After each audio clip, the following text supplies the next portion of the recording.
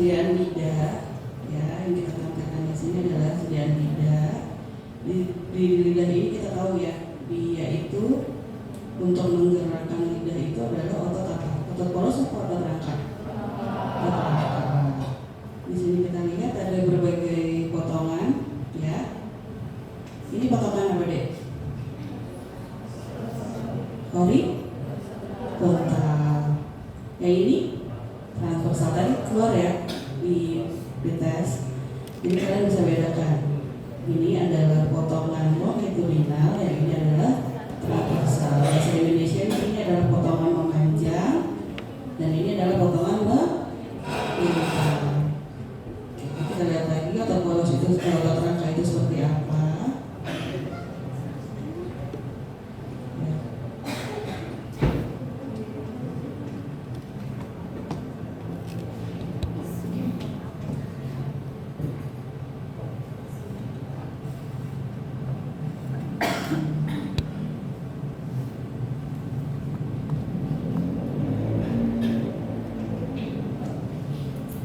Otot poros itu intinya di mana deh? Di tengah atau di pinggir? Jadi kita bisa lihat dari sini nih. Ini ada intisara di sini. Ya, ini adalah sitoplasma dari si sel otot ya. Ini adalah intisaranya. Karena di sini penuh dengan namanya apa? Miofibril ya. Miofibril, dan ini ada intisaranya. Kita bisa lihat intisar dengan jelas apabila dia dipotongnya seperti ini, transversal. Kalau longitudinal juga sama, tapi biasanya longitudinal ini dia intinya juga di pinggir. Namun pada sediaan ini mungkin agak sulit dilihat ya.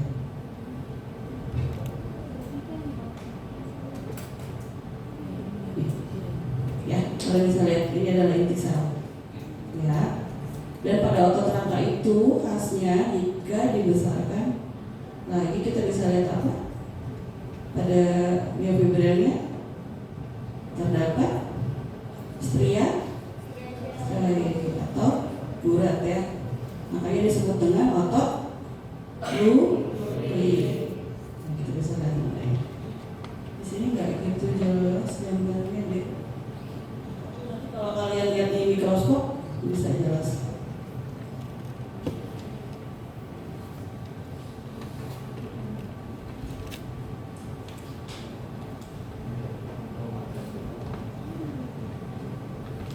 Kalau pada potongan transversal ini kalian bisa nggak lihat lurik-luriknya? Nggak bisa ya, karena terpotong. Kalau bisa memanjang kita baru bisa lihat. Ada bagian-bagiannya, ada yang gelap sama yang terang. Kita terang, kita gelap. Itu adalah beta I dan beta A. Untuk unit sarkomer adalah unit terkecil dari pergerakan kita. Si sarkomer ini sebenarnya dari, kan di gambar itu kan ada garis Z gitu ya, ada beta A, beta I. Kalau yang I yang terang atau yang gelap? Tuh. Nah kemudian yang A yang gelap ya. Di tengah-tengah I itu ada garis Z. Antara Z dan Z itu namanya sarkomer. Gue mikir itu obat jantung, jadi gue mikirnya itu diskus interpelasi. Di sarkomer itu banyak apa? Banyak terdapat aktin dan leusin. Mereka merupakan protein untuk pergerakan otot. Ya. Nih harusnya terlihat di sini gurat-gurat, tapi karena di sini nggak jelas ya. Dan ini merupakan perbesaran yang sudah paling top. Kalau dibesarkan lagi kita harus pakai minyak imersi. Kalian bisa lihat nanti ya. Mungkin ada preparat yang lebih bagus lagi, nanti saya cari. Di sini harusnya ada gurat-gurat itu ya, dan otot rangka. Kalian kalau belajar histologi sendiri, kalian bisa ini deh, catat aja nama situsnya itu histologi guide. Jadi kalian bisa seolah-olah pakai mikroskop di situ, ya. Histologiguide.com. Di situ ada berbagai macam sediaan-sediaan preparat, dan kalau kalian zoom itu seolah-olah kalian pakai mikroskop.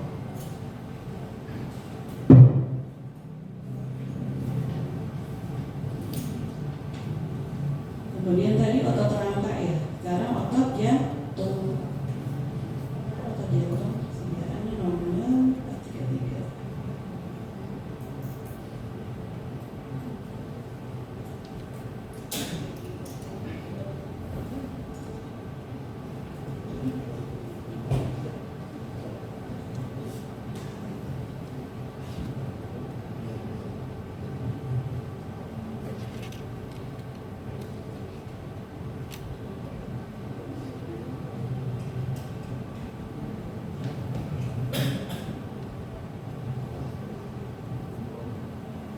Oke, ini adalah otot jantung ya.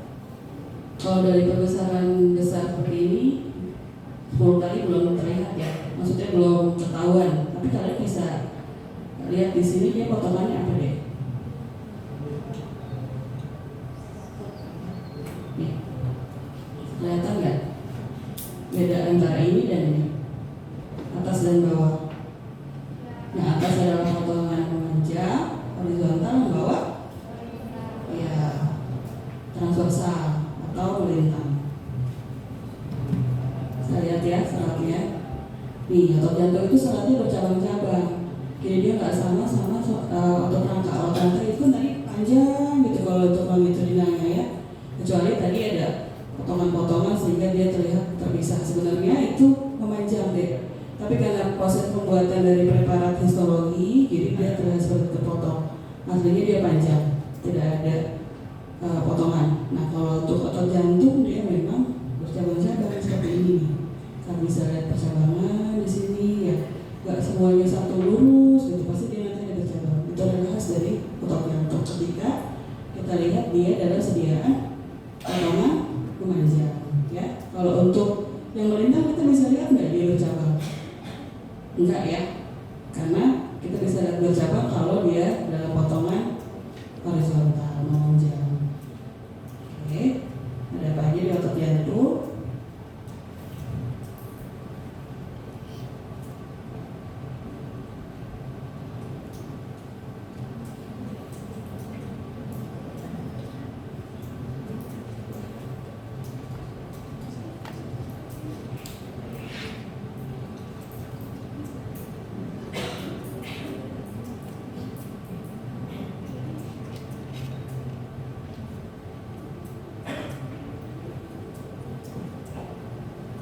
Nih, kalian bisa lihat. Ini adalah potongan apa? Memanjang, ya. Dan dia bercabang-cabang. Kalian lihat intinya di mana? Kalau otot jantung. Ini di tengah. Ini inti dari sel otot jantung. Ini ada gurat-guratnya nggak sebenarnya? Ada, ya. Harusnya ada karena dia juga geraknya juga apa? Volunteer. Ya. Tapi dia dibutuhkan untuk bekerja kuat juga karena kan jantung untuk berkontraksi ya, berkontraktilitas dengan iramanya. Nah, ini adalah si sel-sel otot, inti-inti sel otot jantung yang berada di tengah-tengah ya. Beda sama si otot rangka. Otot rangka tadi dia di pinggir ya. Oke. Dan yang paling khas kalau kita bisa lihat diamati di sini ada yang namanya tadi di pretest keluar diskus intercalaris atau diskus intercalaris sama aja. Nah, ini nih batas antara satu sel otot jantung dengan otot jantung lainnya. Sel otot jantung lainnya dibatasi oleh si diskus intercalaris ini. Dia merupakan ini pengantar dari pusarapan dari sel otot jantung ya. Kemudian di sini ada juga inti-inti sel lain selain sini sel otot jantung. Nah, ini maksudnya sel otot jantung ya, inti sel otot jantung bukan? Ya, di tengah. Nah, kenapa ada ruang seperti ini? Ini disebutnya ruang sekitar inti ya.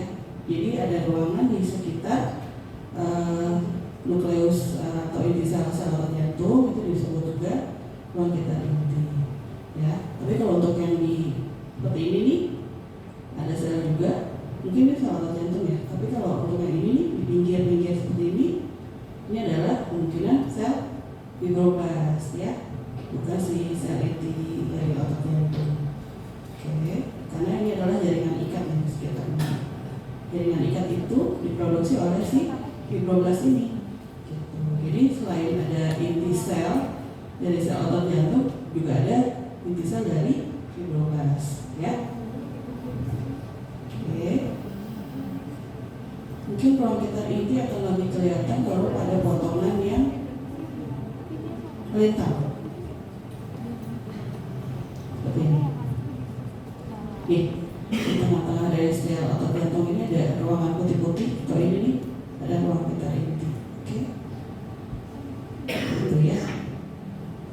Diskus interkalaris itu sebenarnya bisa kelihatan jelas dengan pewarnaan khusus. Kalau untuk pewarnaan rutin seperti hematoksilin LC ini yang kita pakai, ini kadang ada yang kelihatan jelas, ada juga yang tidak terlihat jelas ya. Tapi kalau kalian mau teliti cari bisa kelihatan. Oke, itu untuk sel atau dari jaringan otot jantung ya. Lanjut ke otot polos. Otot polos banyak ada di mana deh? Ada di saluran cerna. Ya, dia sifatnya apa? Dia geraknya cepat, geraknya cepat atau lambat sifatnya? Lambat ya.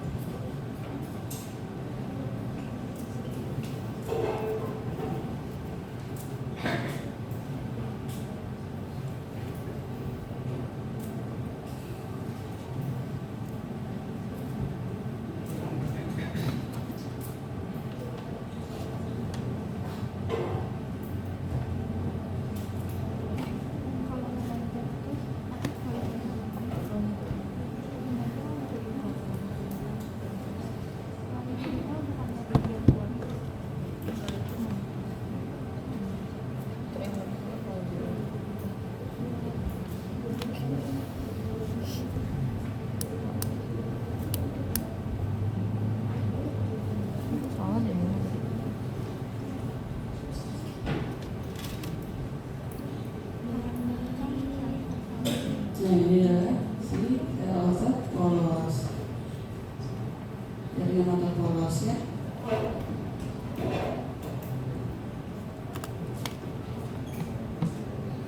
Kita besarkan lagi.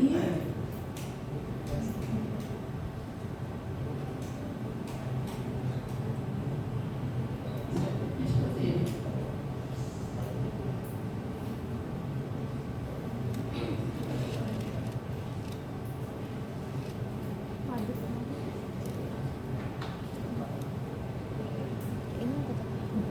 Jadi untuk yang potongan apa deh? Nih, potongan apa ini? Banyak mau melintang?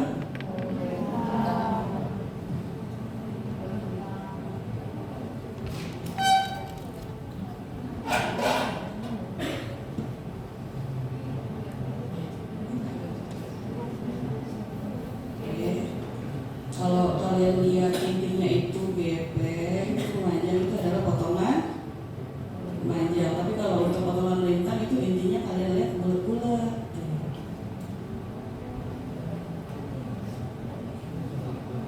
Ya, kalau ini apa? Panjang ya, betul ya. Mirip-mirip nggak sama otot jantung? Mana sih? Beda ya. Dia nggak bercabang, dia lurus dan halus uratnya. Ya, dia tidak ada gurat-gurat kalau kita besarkan lagi. Nah, ini potongan panjang. Kita cari ya potongan melintang.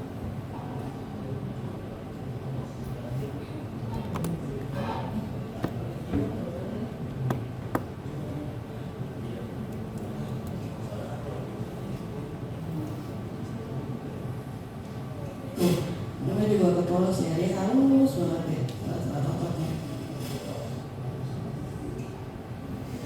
Jam berapa?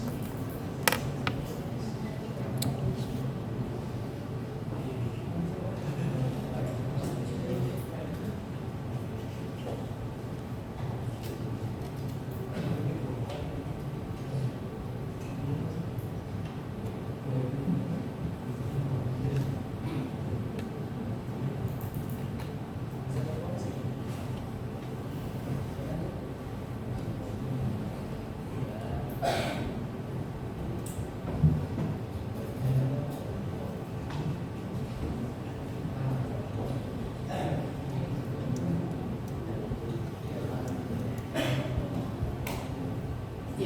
adalah potongan melintang dari sel otot polos ya.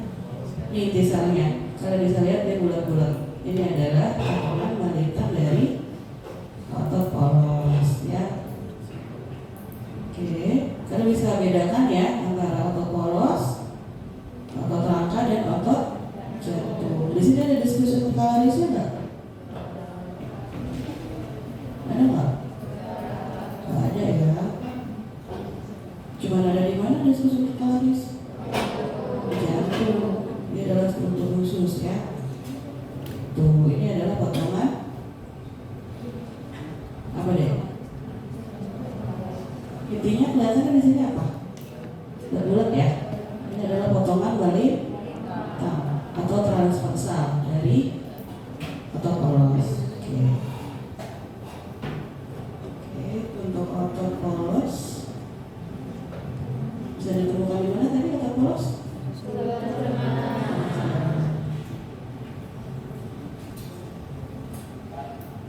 Sekarang masuk ke tulang rawan.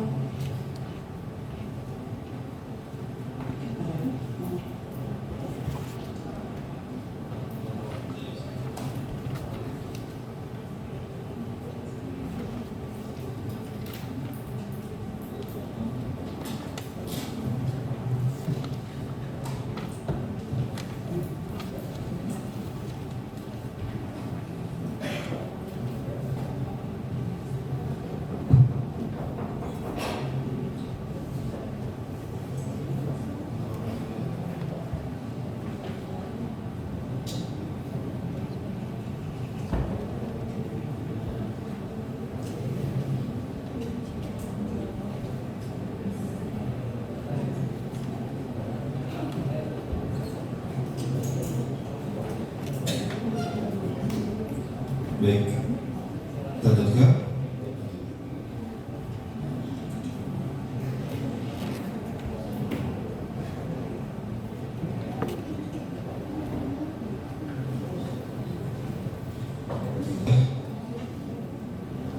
Gimana pretesnya? Susah? Sudah belajar belum? Tadi malam? Terlihat ya. Terus sih tadi saya lihat lumayan bagus. Kita lanjutkan ke tulang rawan. Apa bahasa lainnya dari tulang rawan? Cartilage.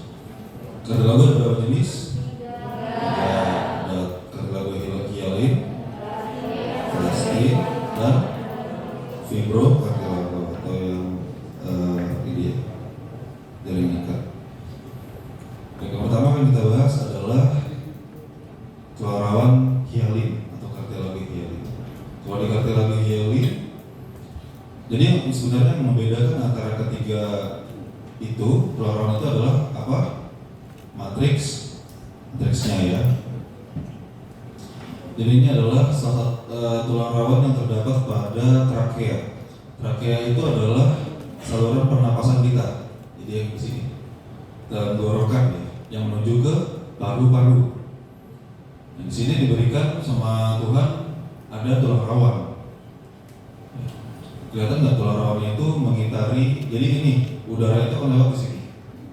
Jadi kita bernapas, ke paru-paru akan lewat di sini. Nah di sini saluran udara ini akan dilindungi oleh tulang rawan ini yang juga mengitari ya. Tujuannya adalah untuk si saluran ini selalu terbuka. Jadi saat dia bernafas, ini akan mempertahankan struktur. Tulang rawan kan lumayan keras ya, misalnya lumayan berstruktur, walaupun tidak sekeras pada tulang, tapi dia lebih kuat daripada jaringan ikat. Nah ini ada tulang rawan seperti ini. Ini tulang rawan semua. Berarti di bagian tepinya disebut sebagai apa? perikondrium. Ya benar kata perifer ya. Dulu kan tulangnya, tulang apa? Kalau pada tulang apa namanya? Periosteum. Kalau pada tulang rawan, perikondrium. Selnya disebut sebagai apa?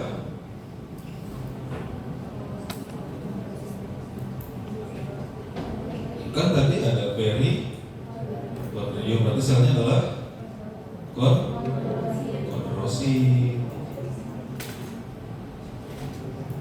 Nih kondrositnya. Ini banyak ya kondrositnya ya. Ini semua kondrosit. Nah dia berada di dalam matriks, di dalam tulang ini, di matriksnya kita lihat. Matriksnya yang mana? Matriks itu adalah lingkungan di sekitar dari sel-sel kondrositnya, sel-sel tulang rawan. Nah ini tulang rawannya ya. Jadi ada inti selnya ya. Jadi sel itu harus ada ya sebagian besar ada inti selnya. Kan kelihatan tadi dari pewarnaan dia berwarna lebih gelap dan seperti bintik. Seperti ini adalah inti selnya. Berarti ini adalah satu sel dari kondrosit. Nah kondrosit itu dia berada di dalam tulang rawan ini, dia akan selalu di sini, stay di sini. Kenapa? Karena dia tuh tertanam di dalam suatu sumuran, maksudnya punya sumurannya, tersebut sebagai lakuna. Jadi masing-masing ini ada lakunanya, dia akan tetap di situ, nggak gerak-gerak. Sama seperti di tulang juga nanti ada sel osteosit juga akan berada di dalam lakunanya masing-masing. Nah terkadang di satu lakuna, ya misalnya ini, terkadang kita bisa menemukan lebih banyak, lebih dari satu sel. Ini satu lakuna nih. Yang kelihatan kan yang batas-batasnya. Nah di sini ada 1, 2, ada 3 di dalam satu lakuna. Bisa jadi seperti itu. Jadi ada yang kadang cuma satu lakuna satu sel, satu yang seperti ini juga sendiri ya. Ada juga yang bisa jadi lebih dari satu sel di dalam satu lakuna. Ini disebut sebagai sel isogen. Sel-sel isogen. Jadi kita bisa temukan sel-sel isogen ini cukup banyak ya. Kemudian kalau yang ada di dekat perikondrium yang gepeng-gepeng ini, ya, jadi kalau adik-adik lihat ada pewarnaan yang lebih gelap, ini sudah pasti ini adalah inti sel.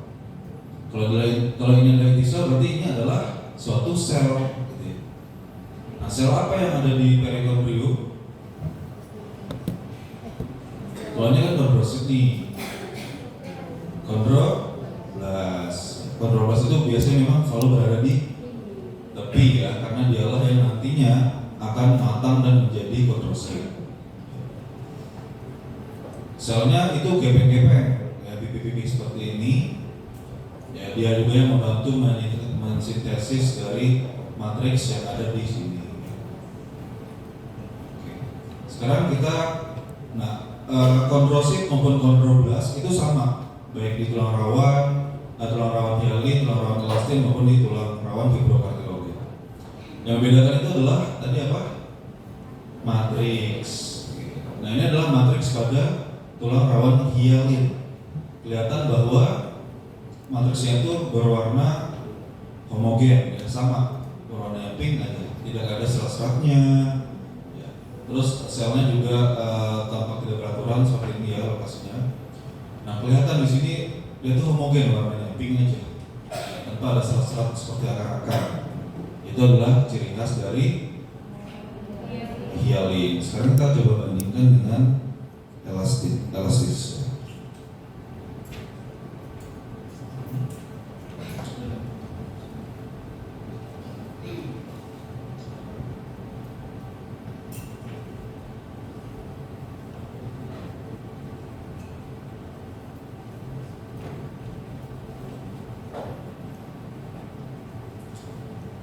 Ini juga sama ya, kelihatan lebih bening ya. Maka hialin itu seperti kaca gitu. Jadi dia homogen, tidak ada serat-serat apapun kelihatan di dalam matriksnya. Ini juga sama terdapat pada trakea. Ini lebih jelas banget nih kelihatan. Ya homogen ya. Oke. Sekarang kita coba bandingkan dengan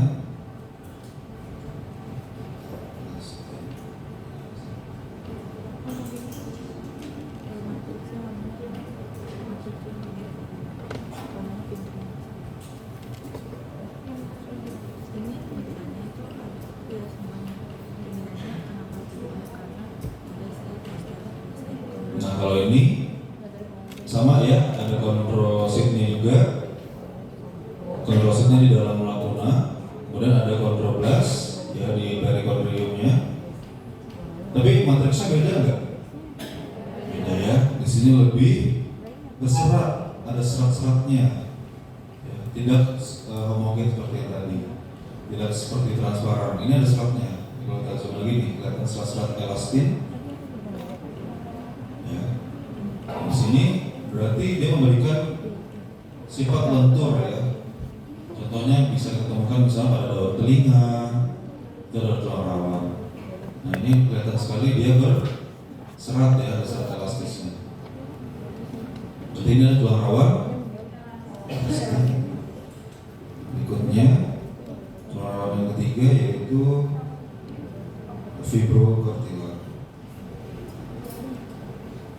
Fibrocartilago seperti namanya, dia itu tertanam juga di sekitaran tulang jaringan ikat ya, fibro.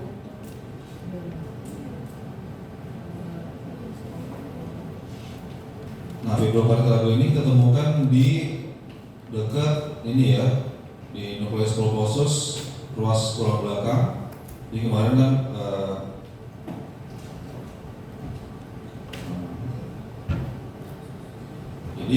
kan itu kan sudah dijelaskan ya bahwa tulang belakang kita itu kan ada ruas-ruasnya ya, banyak ruasnya. Nah di antara ruasnya itu ada semacam bantalan.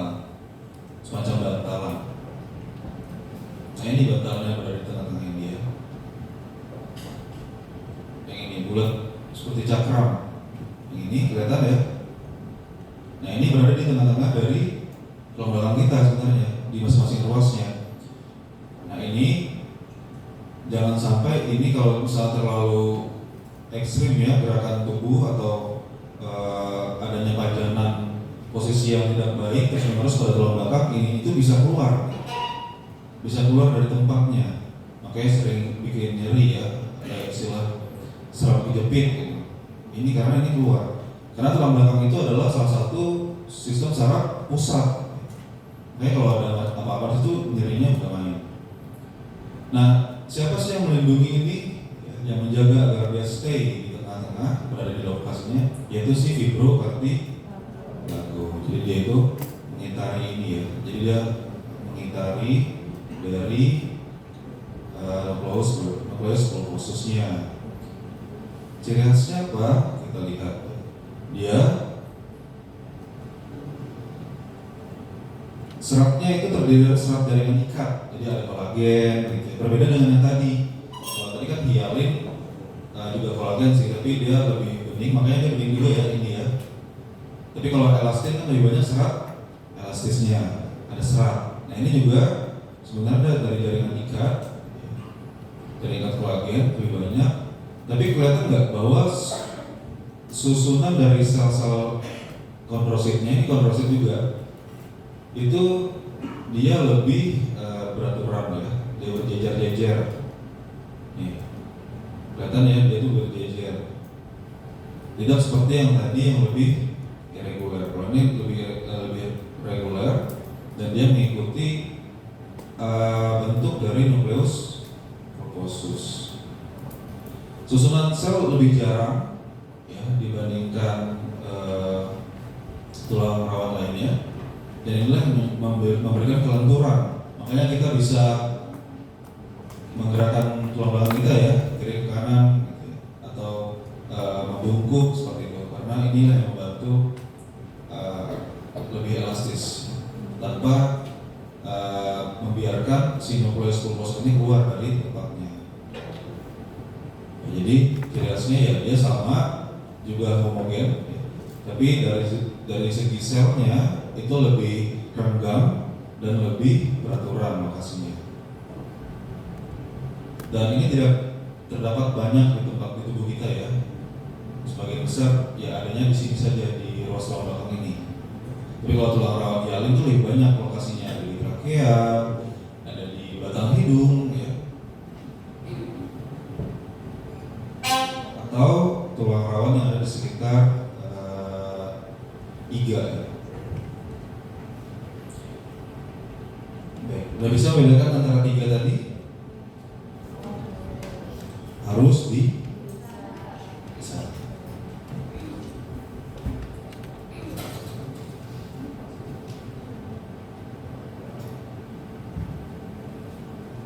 Nah, habis dari tulang rawan kita ke tulang sebenarnya, ke tulang sejati.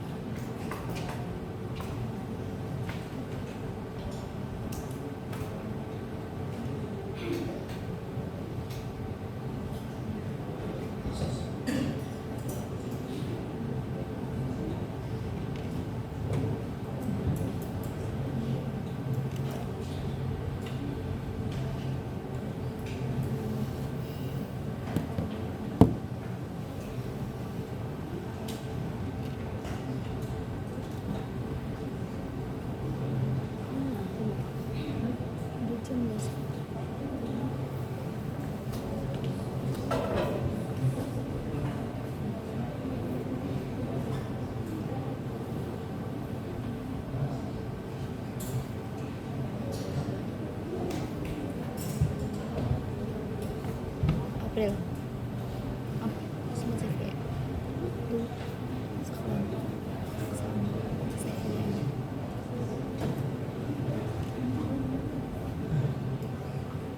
Nah, ini juga salah satu dari tulang rawan ya, tapi di slide yang berbeda.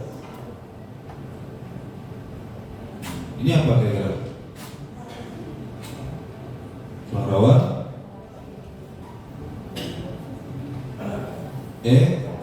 pasti sekarang kelihatan ya serat-seratnya ya. Oke, nggak bisa berarti. Next kita ke tulang ya.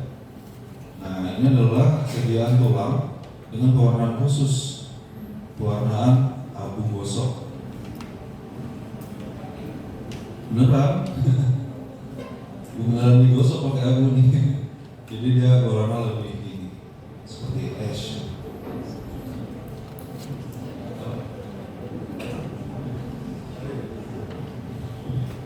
Ada quick test nih kata dokter dia. Oke, ini jadi tulang. Ini tulang keras ya, tulang kompak. Kelihatan yang bintik-bintik ini adalah sel tulang yang disebut sebagai sel tulang disebut sebagai apa? Osteosit. Nah, dalam tulang kompak tulang keras ini, sel tulang itu akan tersusun dalam suatu sistem. Disebut dengan sistem apa? Sistem Havertz atau osteon. Sistem Havertz. Jadi satu osteon atau sistem Havertz ini seperti ini, bulat-bulat ini ya.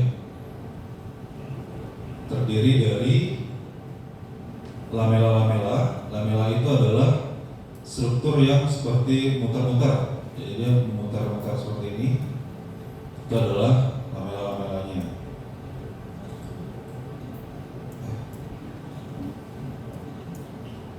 Ya. Yang di tengah ini disebut sebagai apa? Kanal Havertz-nya. Ya, di sini tempat terlewati pembuluh darah ya. Kemudian persarafan. Kemudian yang gepeng-gepeng ini apa?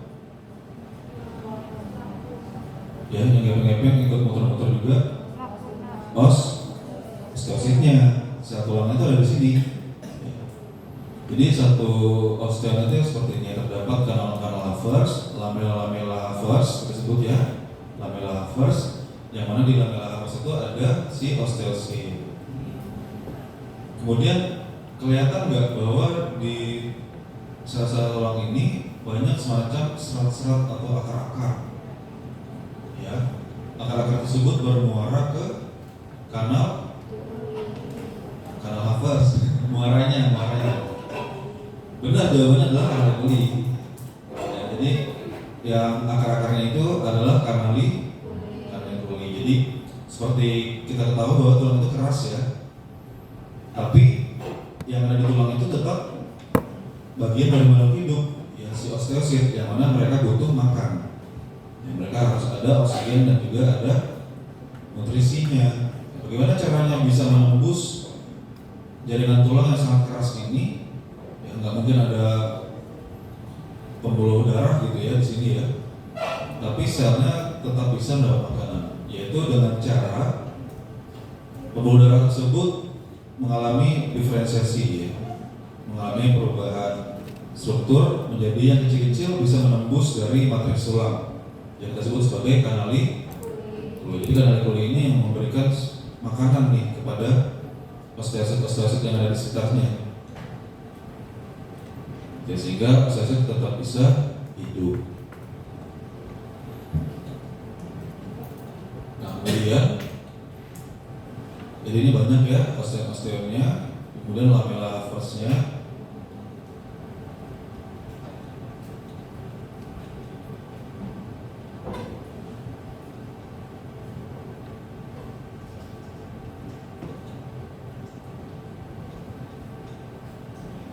Nah kalau di sini osteonnya nggak ada ya di bagian sentral. Nah tapi kelihatan bahwa ada alur ya, ada alur lamela. Ya, ini lamelanya yang ini, seluruhnya ini kita sebut sebagai lamela sirkumferensial dalam. Ya, karena dia berada di dalam. Ini adalah lumen bagian tengah dari tulang.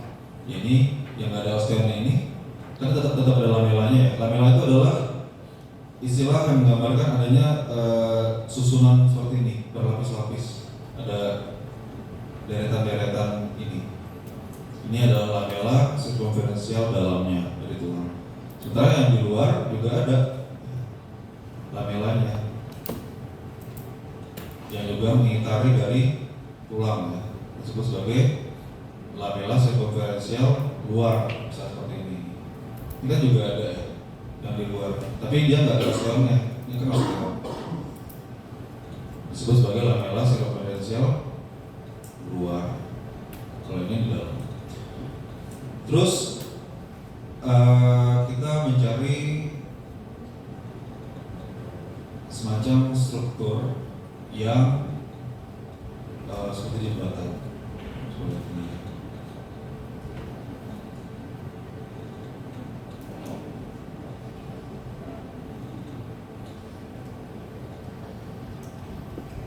Misalnya ini contohnya ya. Jadi ini adalah salah satu kanal Havers yang juga cukup besar ya. Nah kalau adik-adik melihat ada pada kanal Havers itu semacam jembatan seperti ini yang menuju ke kanal Havers lainnya. Ini disebut sebagai kanal Volkmann. Ya, jadi kalau kita telusuri sebenarnya antara satu kanal dan kanal lain itu mereka berhubungan. Ya. Mereka berhubungan. Ya ini ada kanal lagi antara satu kanal Havers dengan kanal Havers lainnya kita sebut sebagai kanal Volkmann. Tergantung pada saat lokasi pemotongan, kena nggak dia potongannya gitu ya. Jadi kadang Anda akan melihat, kadang ada juga nggak kelihatan. Jadi silakan dicari ya. Jadi dia pokoknya menghubungkan antara satu kanal Havers dengan kanal Havers lainnya. Misalnya seperti ini juga kanal Volkmann nih, tapi kebetulan kepotong yang kena setengah gitu. Sebenarnya panjang mungkin menuju ke sini gitu ya. Atau mungkin ada osteon juga di sekitar sini. Bisa ya.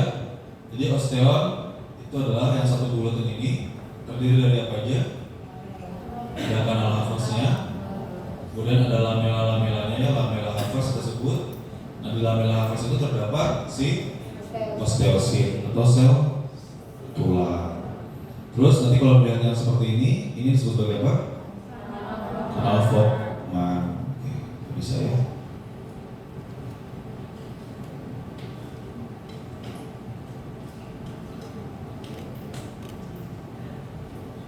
Berikutnya kita akan membahas tentang osteogenesis atau osifikasi. Bahasa lainnya apa? Bahasa Indonesianya? Proses pertulangan.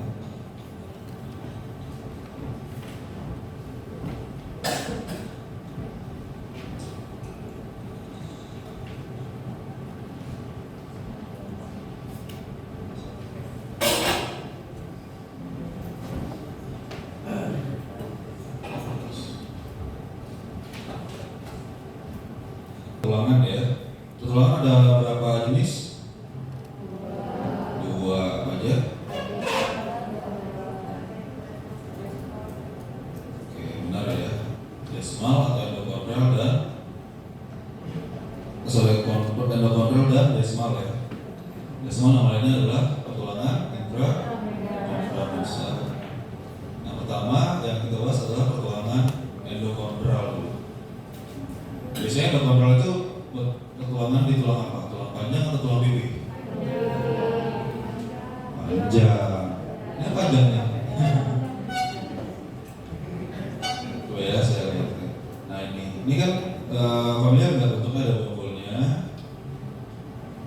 ya. Kemudian panjang ke sini. Kira-kira tulang apa ya? Paha ayam ini. Paha termasuk tulang panjang nggak? Ya. Sudah belajar anatomi? Lengan nih tulang apa? Bisa ya. Kalau paha? Ya ada officially medical student. Oke, ini adalah mungkin humerus, mungkin femur atau tulang tibia atau fibula, bukan tulang panjang ya. Di sini kita bisa menemukan pertulangan endokondral. Dari namanya saja ada kata kondral, artinya apa ya? Kondral tadi apa? Ada kondroblas, kondrosit. Berarti itu adalah pertulangan yang berasal dari tulang rawan. Ya. Makanya bonggol tulang itu bisa kita gigit ya. Ada yang suka makan nggak bonggol tulang? Itu lebih lunak kan dibandingkan bagian tengah tulang yang panjang itu, tulang paha misalnya. Karena memang di situ banyak sekali sebaran dari sel-sel tulang rawan, jadi lebih lunak. Tapi di sanalah tempat proses pertulangan. Jadi yang membuat tulang jadi panjang, menjadi lebar, yaitu dari pertulangan dari situ. Sekarang kita perbesar untuk pertulangan endokondral. Ciri khas dari pertulangan endokondral itu adalah mereka itu memiliki zona-zona. Kelihatan nggak ada perbedaan dari sel? Ya ini selnya bulat-bulat ya. Kemudian ini pipi-pipi tapi banyak padat. Terus ini jadi gendut-gendut, nih, gemoy, misalnya. Terus ini sudah masuk ke balak-balak tulang. Ini adalah ciri khas dari pertulangan endokondral karena terjadi proses transisi perubahan sel yang awalnya dari tulang rawan menjadi ke tulang beneran, ke osteosit. Ada berapa zona di sini? 4 ya. Yang pertama yang di sini ya, tulang zona servata atau tempat cadangan. Ya, ini cadangan-cadangan dari tulang-tulang sel tulang rawannya. Kemudian dia akan bergeser menuju ke bagian medial dari tulang ya. Lanjut ke zona apa?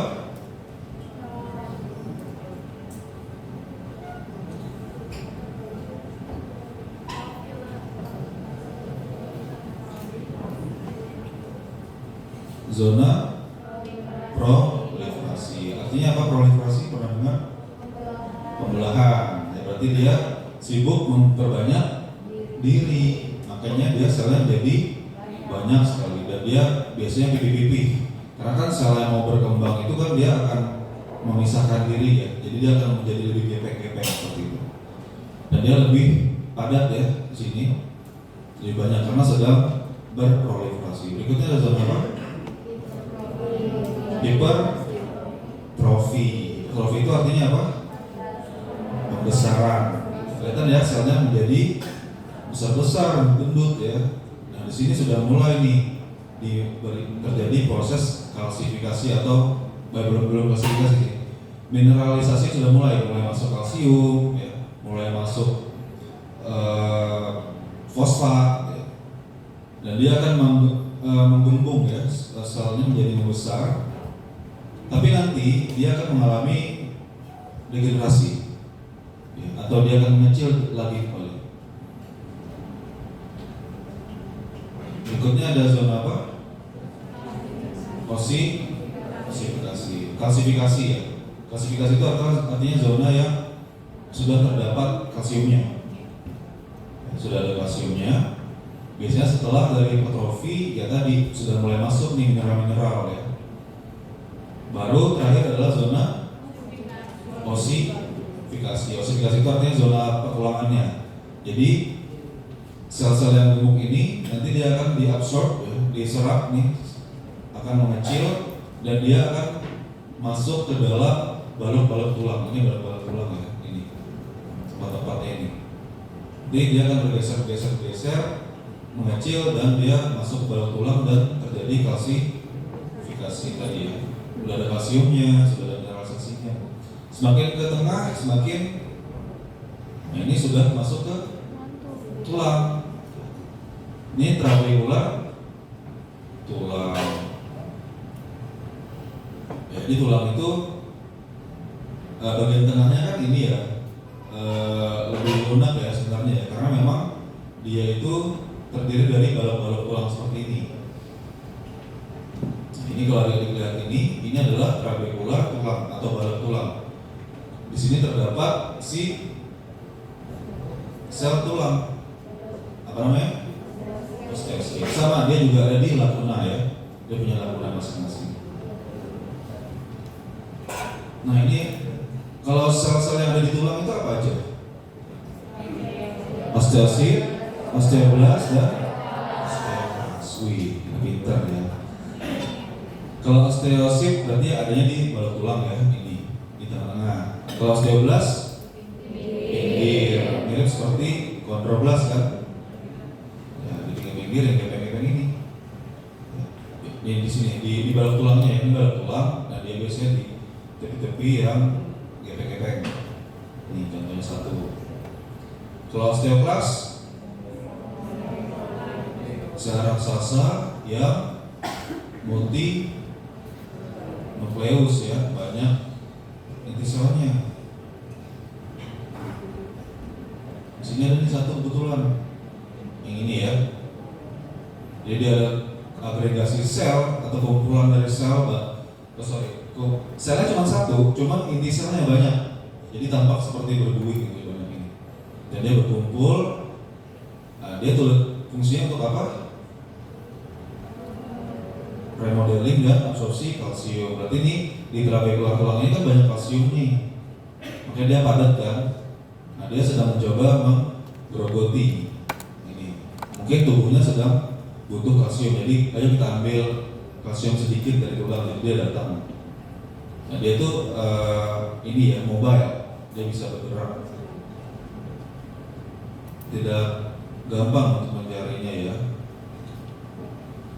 Tapi nanti coba dilihat, biasanya dia nempel di sekitar trabecular, di sekitar trabecular tulang.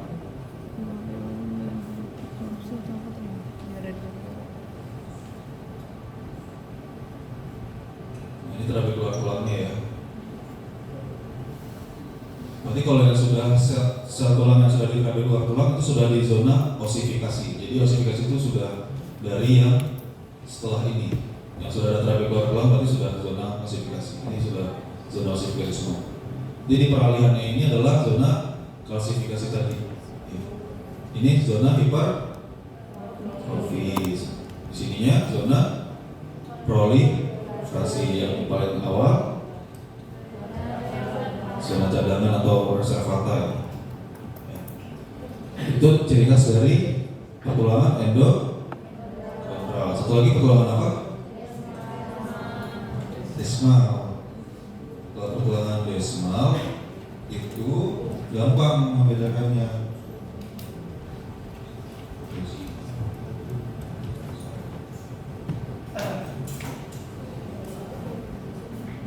Pertulangan desmal itu terjadi pada tulang apa? Pipi. Contohnya apa kalau pipi? Scapula. Oke, terus tulang tengkorak atau di proses squamous ya. Tengkorak ini kan maksud tulang-tulang wajah itu kan pipi ya. Nah mereka tidak melakukan pertulangan dengan cara endovaskular karena mereka itu tidak akan memanjang gitu ya. Tapi mereka secara desmal atau intramembranosa, berarti di dalam ya. Jadi yang membuat tulangnya itu, jadi kalau perhatikan seperti ini ya. Jadi di tulangnya itu ya sudah adanya adalah trabekular tulang aja, balok-balok tulang seperti ini. Ya, kalau kita telusuri, coba saya perkecil. Nah, ini contohnya ini mungkin di tulang kranium ya kayaknya ya. Tuh, nggak ada kan tulang rawannya? Tuh, saya lihat. Semuanya adalah trabekular tulang. Karena memang dia berkembang berasal dari si osteoblasnya aja. Jadi sel tulangnya itu secara langsung berkembang. Jadi sel osteoblas itu adalah sel termasuk sel progenitor dari sel osteosit ya. Jadi seperti ini. Jadi yang membuat mereka itu adalah sel-sel yang ada di tepi dari trabekular. Sama dia juga ada yang di tengah ini sel apa namanya? Osteosit. Yang tepi-tepinya adalah sel osteoblas. Jadi yang membuat tulang ini adalah sel osteoblas yang langsung, tanpa perlu ada peralihan dari zona dari tulang rawan. Oke, gampang ya bedainnya ya. Dan kelihatan juga ini pipih ya, tulang pipih seperti ini. Jadi nggak ada zona-zona atau peralihan sel tulang rawan menjadi tulang osteosit. Jadi langsung trabekular tulang. Sudah, tulang berikutnya adalah kulit. Kulit terbagi dua ya, ada kulit tebal dan kulit tipis. Kita coba lihat yang kulit tebal dulu. Atau kulit tipis ya.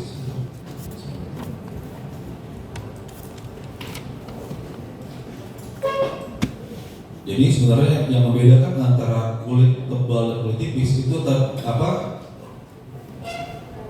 Dari epidermisnya ya, terutama di stratum corneum. Oke. Nah,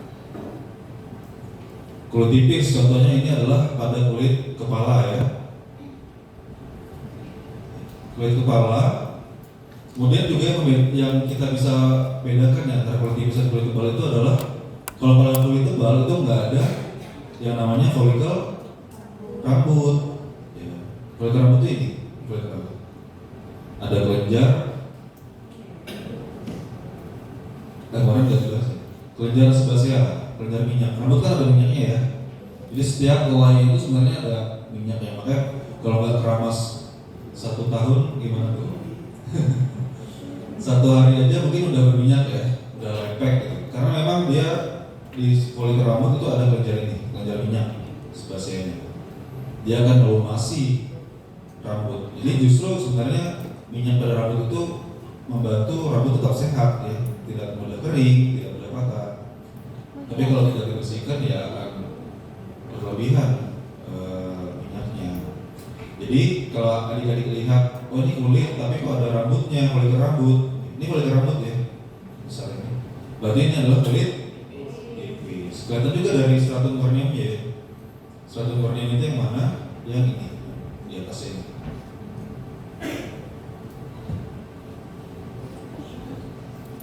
Lebih tipis, nanti kita bandingkan dengan kulit tebal. Tapi lapisannya sama.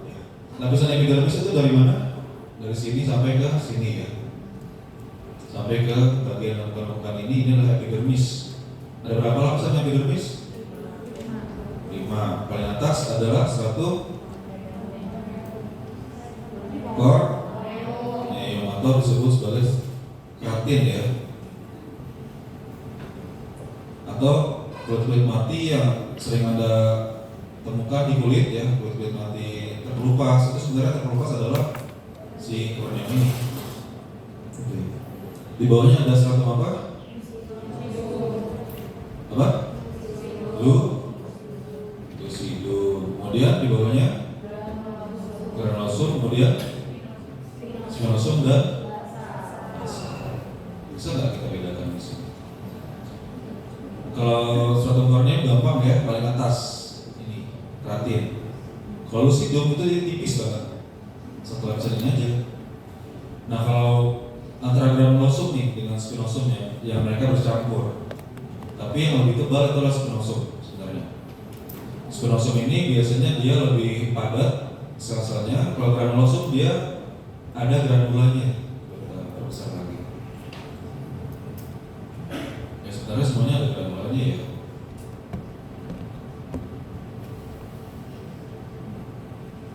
Kita lihat, nah ini. Jadi ada titik-titik, bintik-bintik di sitoplasmanya.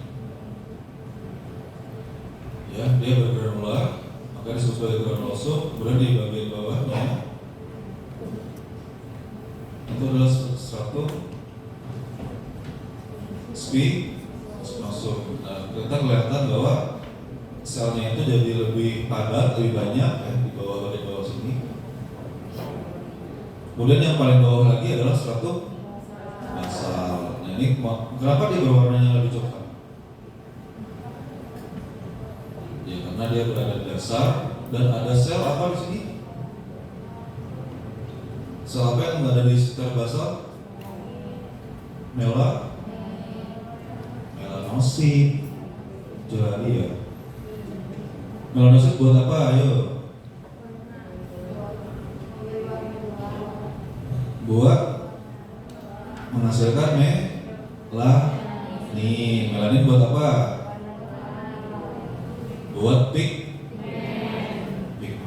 Pigmen apa artinya? Warna kulit. Bisa ya.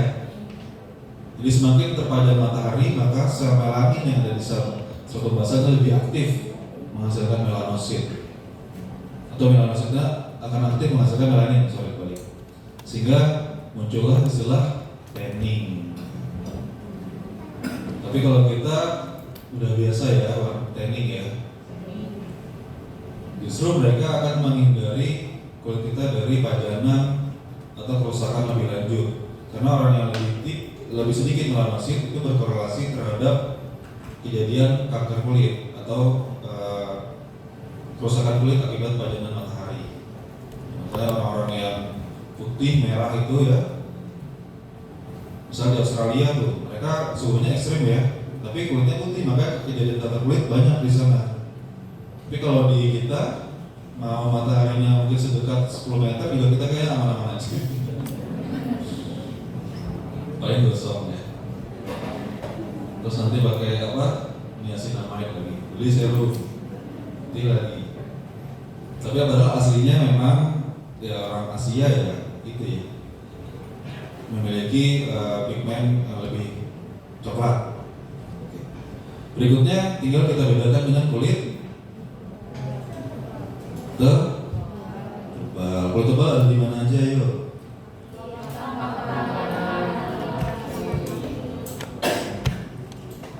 Siapa yang telapak kakinya ada rambut?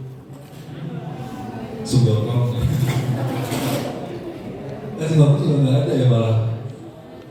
Ya, karena memang tebal, ya, jadi nggak ada folikel rambutnya. Jadi itu menjadi ciri khas dari kulit tebal. Selain itu juga pada kulit tebal,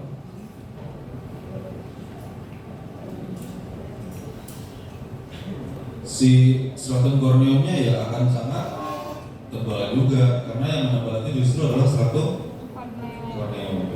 Nih, contohnya ini adalah gede banget ya. Dari sini sampai sini itu adalah stratum corneum semua.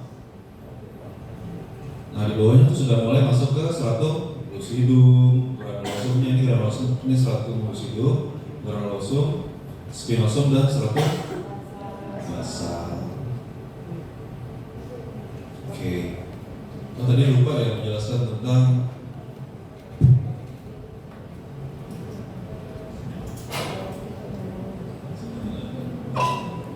lapisan kulit lainnya. Lupa tadi. Selain epidermis apa? Dermis. Letaknya berada di lebih di dalam ya.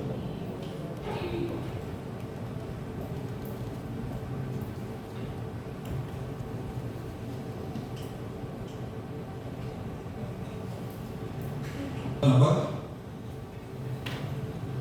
jaringan ikat, ya kan? Kemudian folikel rambut, nih, ini kan dermis semua ya, ini kan jaringan ikat nih, longgar maupun padat, nyampur, tapi banyaknya longgar. Terus ada apa aja? Pembuluh darah dan juga persarafan. Tapi kalau sudah masuk ke ini yang banyak lemaknya, sudah belajar kan jaringan lemak ya? Nah, ini kan jaringan lemak, kan? Jaringan lemak kan? Berarti ini masuknya kemana? Bagian hipodermis nih sudah ada perbatasan. Ini kan sudah jaringan lemak nih. Jaringan adiposa. Berarti ini adalah hipodermis. Kalau di atasnya adalah dermis. Di sini ada kelenjar keringat, ya ini banyak kelenjar keringat. Dan yang besar ini pasti ada di sekitar dari folikel, ini kelenjar sebasianya, kelenjar minyak dari untuk melumasi rambut. Terus sudah ya, gitu. Jadi itu lapisan dari folikel. Baik, mungkin itu aja. Kira-kira ada yang tanyakan sama ini? Jadi ada cukup banyak ya. Intinya ada otot, tulang rawan, tulang sejati, petulangan, dan juga kulit. Silakan dibahas lagi secara mandiri.